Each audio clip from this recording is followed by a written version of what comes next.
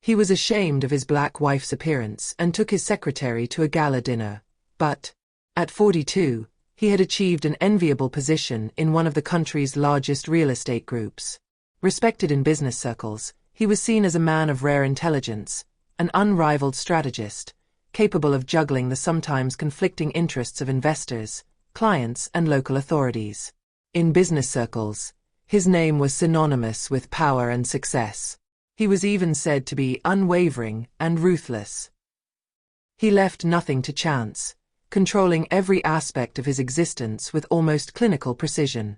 His decisions were quick, calculated, and his ambitions were limitless. The few people who dared to challenge him in public paid a high price, often in frightened silence. His rise had not been linear or smooth. He had risen to the top by taking daring risks, outwitting the traps of others, and sometimes even crushing those who stood in his way. This rise had been marked by a relentless quest for perfection, and this was reflected in his appearance. His tailored suits, his piercing gaze, always mastered, always controlled. Every detail of his life was an expression of this desire to appear impeccable, unassailable. Maxime had learned from a young age that in this world, everything was about image. An image of success, elegance, calm. This was what was expected of him, and unconsciously, he had ensured that his life mirrored this standard. But there was one aspect of his life that he had never really mastered, that he had never really controlled. Nia, his wife. Nia wasn't what he expected. She did not fit the image of the perfect woman he had always imagined by his side, a woman who, in his opinion, should have fair skin and soft features, a woman who would fit perfectly into the cold and calculated world of business. Nia was black. And in this world where the rules of the game were often dictated by invisible but deeply rooted social conventions, her skin color always seemed to be a silent obstacle. They had met during a charity evening where Maxime, young and ambitious, had come to look for development opportunities. Nia had been invited as a member of a charitable organization, her presence already denoting a certain status, but she had not been the first to attract his attention. It was only after he had observed her a little longer that he discovered the incredible beauty she exuded. His gaze was deep, imbued with wisdom and gentleness. His dark, curly hair, so different from that of the women he was used to seeing, seemed almost absorbed by the light. But it wasn't just his looks. It was his way of expressing himself, his spirit, his vision of the world, which had touched him much more than he had imagined. At first, Maxime hadn't thought about Nia's skin color. He was charmed, even dazzled, by the woman he had met. But as their relationship became more serious, doubts had begun to creep into his thoughts, small and sneaky. Nia wasn't just beautiful and bright. She was different. In the elite circles where Maxime moved, he began to notice subtle but obvious reactions. During their first official outings, there were these furtive glances, these awkward silences when he introduced Nia to his business partners, these forced smiles or worse, condescending attitudes masked under superficial politeness. At first, he had ignored these signs. But over time, they had eaten away at him. This insidious embarrassment that he felt in big hotels, in posh restaurants, in galas where class and appearance seemed to define everything. He had noticed the differences in the treatment of the two, him, the respected businessman, and her, the woman he loved, but who was systematically reduced to her skin color by those around her. It hadn't been immediately painful. On the contrary, Maxime had often closed his eyes, convincing himself that it didn't matter. But as his business grew, his influence strengthened, and his position became increasingly fragile, the reality of these differences began to sink in. He was increasingly afraid of appearing weak in the eyes of others, of not being respected as a businessman because of the color of his wife's skin. A dull fear, invisible but omnipresent, was eating away at him little by little. He began to doubt his image, what he had become. He wondered, quietly in his mind, if he would have been as successful if Nia wasn't there by his side. If he had not had this unique woman on his arm, would he have been so quickly accepted in this cold world, where appearances were everything? One evening, as he was preparing to attend an exclusive gala dinner organized by a powerful international investor, Maxime felt the pressure building. This dinner was not just a social event. It was a stage where the future was played out. For a man like Maxime, every gesture, every look, every conversation counted. This dinner was an opportunity to seal strategic agreements with significant partners, to assert its position among the biggest names in the real estate sector. The atmosphere would be hushed, almost unreal. Polite smiles, calculated handshakes, discussions that touched on the true intentions. At that precise moment, he knew he had to demonstrate that he had reached the top of the pyramid, that nothing and no one could overshadow him. He couldn't afford to fail. But a sneaky and insidious thought crept into him. He intended to go to this dinner alone. A strange, almost irrational feeling invaded him at that moment. What would they think of her? He remembered the looks exchanged during previous events. The forced smiles, the conversations that only skimmed the surface. Nia, although beautiful, bright and strong, was not the type of woman expected in these circles. And it wasn't just about beauty. No, it was much more complex than that. It was his skin color, his origins, his way of expressing himself. What she represented. In Maxime's mind, every aspect of their relationship, every aspect of his was becoming susceptible to being jeopardized by the mere presence of Nia at his side. It risked tarnishing the image he had carefully constructed, wasting the opportunity he had given himself. Doubt slowly gnawed at him. And yet he convinced himself that he was reasonable not to invite him. The image he wanted to project in that moment had no place for her, not in this particular context. He didn't talk about it, but a little voice inside him knew it wasn't right. But the desire to succeed, to rise to the occasion, took over. So, he proposes to Caroline, his secretary, to accompany him. Caroline was everything he had imagined would be the perfect companion for this kind of evening. She embodied sober elegance, finesse, and above all the absence of complexity. She was blonde, pale, and perfectly refined. It corresponded to the image he wanted to project, an impeccable image, which raised no questions, no judgment. Caroline was a woman we looked at without really see her, an uneventful silhouette that blended perfectly into the decor of galas and social events. The evening of the gala arrived, and Maxime felt more nervous than ever. Arriving with Caroline, a feeling of relief came over him almost immediately. The looks were warmer, less cold than they had been with Nia. Here, everything seemed in place. The smiles were genuine, the conversations lighter. He felt in his place. But deep down, a persistent voice told him that he was making a mistake. That he was unfair to the woman he had married, whom he had chosen. A small voice that fell silent as soon as the need to maintain one's image took over. But he couldn't silence this uneasiness. An unease that intensified with each smile exchanged, each handshake greeted. And then, as the evening wore on, everything changed. In the middle of dinner, Maxime saw a familiar silhouette which suddenly made his heart beat faster.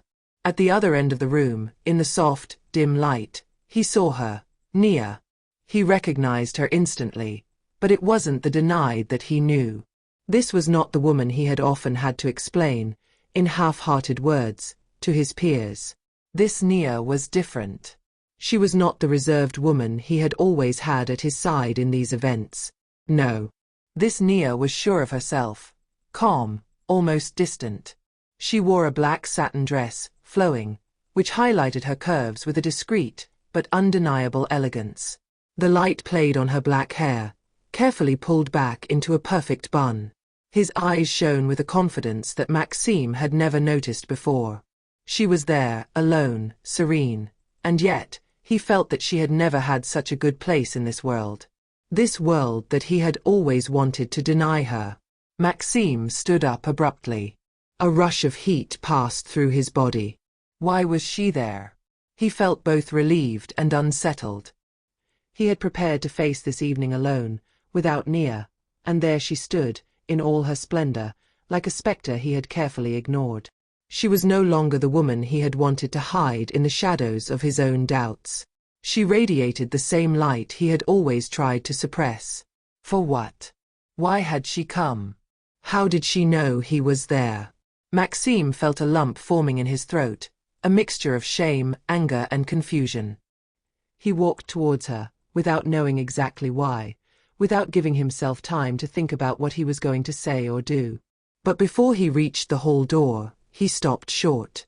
At this moment, Samuel Moreau, an influential investor he deeply respected, approached Nia. Maxime observed, his eyes wide with anxiety. Samuel, who had never shown any particular interest in Maxime's women, held out his hand to Nia with an admiring smile. Madame Dufresne, I didn't know that you were attending this event. It's an honor. Maxime suddenly felt trapped, like a man whose foundations of the world were crumbling. Samuel Moreau, the man who in his eyes embodies elegance and power, who had always looked at him with this respect distilled by years of impeccable career, had just greeted Nia in a way he would never have imagined. He saw her not as the wife of a man he knew, but as an entity in her own right, worthy of an admiration that he usually reserved for the big names in the industry. It was a look that broke the mask of respectability that Maxime had built around himself and his world, a world where Nia seemed to have never had a place. He was frozen, unsure of what he felt. Shame, anger, confusion. Why had he acted like this?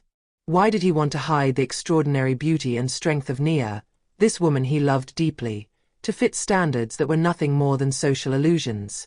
His gaze turned to her, observing her in a light he had never taken the time to appreciate. Nia, beaming, seemed unaffected by the event. On the contrary, she was calm, composed, anchored in her own light.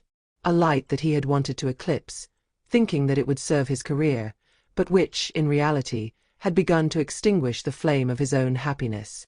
Nia, as if sensing the tumult in his mind, stared at him with her eyes full of calm and defiance. Maxime, I am here with an investment proposal for you. The way she pronounced these words, without pretension but with obvious authority, made Maxime shudder. She didn't need him to make her name shine. And, for the first time, he realized that he had underestimated her all these years.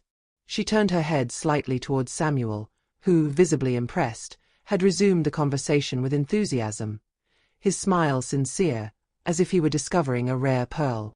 Maxime suddenly felt so small, like a man seeing for the first time the gap that separated him from the woman he thought he knew. He was stunned by the revelation he had just received, by the evidence that was imposed on him.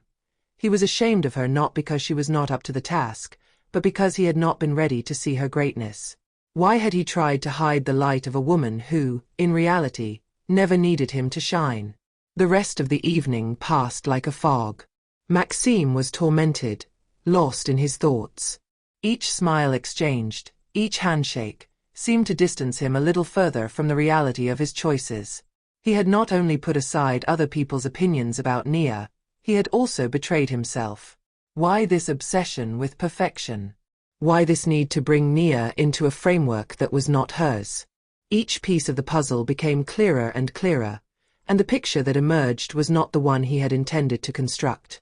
It was that of a man who, in his quest for success, had lost sight of what really mattered, the woman at his side. He stood up abruptly, excusing his hasty departure from the conversation with an embarrassed smile, and walked towards Nia. His heart beat harder with every step. He stopped right in front of her, his words stuck in his throat.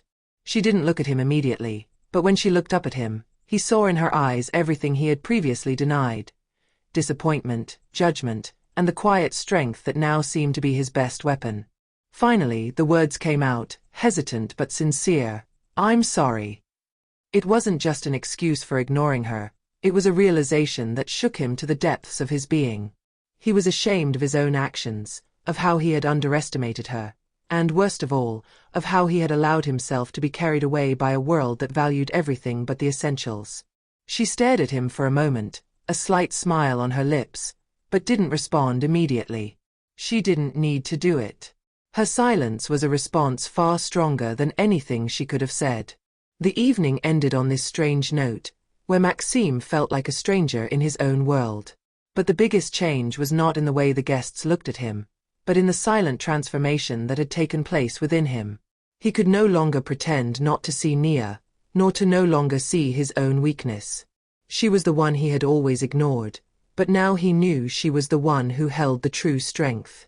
When the evening ended and the guests began to leave the premises, Samuel stopped in front of Maxime. His eyes shone with gentle but firm understanding. You have an exceptional wife, Maxime. I don't think she needs you to shine. But maybe you need her to see how much you've been ignoring her shine. Samuel's words resonated in Maxime with cruel clarity. He wasn't just ashamed of Nia. He was ashamed of himself. He stood there in the shadow of his own choices, and watched his wife slip away, bright and indestructible, as he came face to face with the truth he had avoided for too long. She had always been the one he sought to escape, but now he knew she was also his salvation. Maxime watched her walk away into the night, aware of her own power, indifferent to the judgments that had once constrained her. And he knew in his heart that there was no going back. The road he had to take would be difficult, strewn with pitfalls and humility, but it was the only one he could follow if he wanted, even just a little, to redeem himself. For her, for him, and for the love he had almost lost.